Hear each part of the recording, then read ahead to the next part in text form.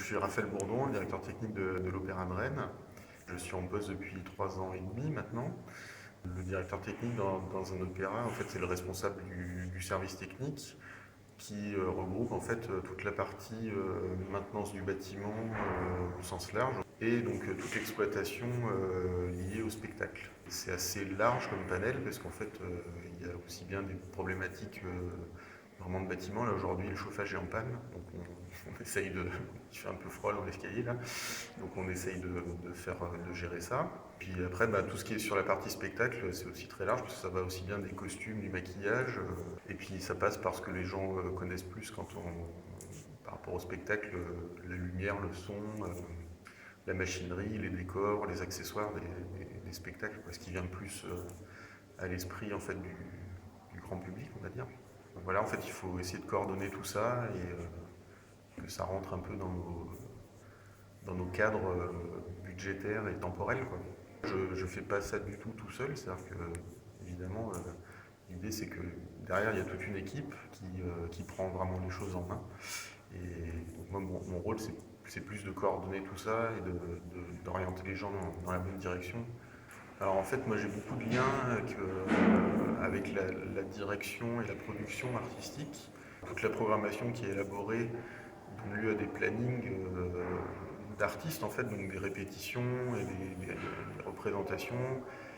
Et du coup, pour pouvoir répéter, il faut qu'il y ait un minimum de techniques qui soient mises en place en amont. Donc on travaille beaucoup pour articuler tout ça.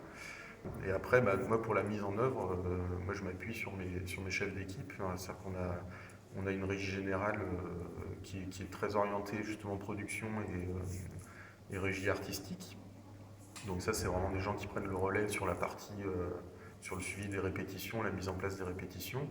Et sur la partie technique, en fait, moi j'ai mes chefs de service, donc le service intérieur qui gère, on va dire, le bâtiment et les activités qui se passent dans les espaces, comme les visites, les expositions. Puis après, il y a le service lumière, service machinerie, service son, les costumes. C'est vraiment beaucoup de domaines de compétences différents et très variés. Et ça saute un peu du coq à l'âne toute la journée, quoi. C'est-à-dire qu'on est vraiment. C'est le chauffage qui est en panne. Après, dans 5 minutes, il va y avoir les accessoiristes qui vont venir me voir parce que les parapluies du spectacle sont cassés. Et puis après, ça va être une commande de tissu qui n'est pas arrivée. Alors, comment on fait? Enfin, voilà. Et les journées sont très chaotiques. Alors, Katia Kabanova, c'est un spectacle particulier parce que du coup, c'était une coproduction avec l'Opéra national de Ljubljana en Slovénie. Ils ont tenu compte du fait dès le départ que ça jouerait ici à l'Opéra de Rennes, parce que là-bas ils ont un plateau qui est plus grand que le nôtre. La collaboration avec Ljubljana était très chouette parce que c'est assez chouette de se dire qu'on va travailler avec des Slovènes. Voilà, c'est pas un pays qu'on connaît, c'est pas une culture qu'on connaît. Ça fait 2 ans qu'on travaille ensemble par téléphone et mail interposés, mais moi je les ai jamais rencontrés.